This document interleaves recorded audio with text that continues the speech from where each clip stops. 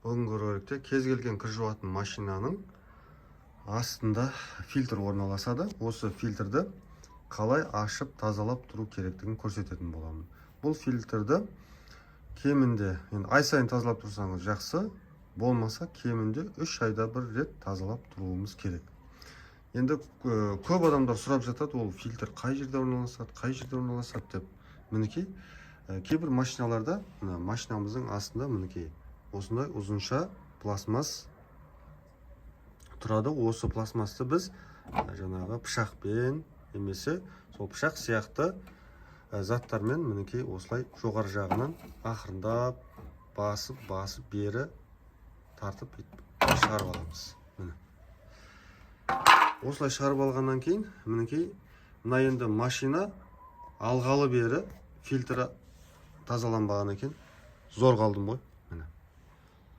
Ішін қараңыздар, енді сұмдық болып жатыр.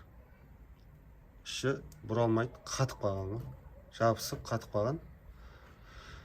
Бұрап мына қара қалпағын бөлек суырып алдым. Ал мына ішіндегі мына фильтрі ішінде қалып кетті. Оны енді неше түрлі аспаптармен әйтеуір илалап жүріп, зорға дегенде шығарып алдым. Мінекей.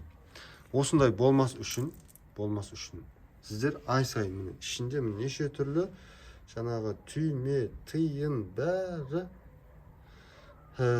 жиналып мінекей қатып қалған. Ішін бәрі. Мына жақта да тола, қоқыс тола. Сіздер де осылай тазаламасаңыздар, осылай фильтрдің іші толып қалады. Ол фильтрдің ар шетінде суды төгетін насос болады. Сол насосқа да зақымы келеді, насосыңыз күйеді. Жалпы кір жуғыштың ішіндегі су бара-бара канализацияға төгілмейтін болады. Су төгілмеген кейін машинаңыз сықпайды. Жалпы бұл фильтрді дер кезінде тазалап тұрмасаңыз, кір жуатын машинаңыз кірді жумайды, неше түрлі қателер көрсетіп бұзыла беретін болады.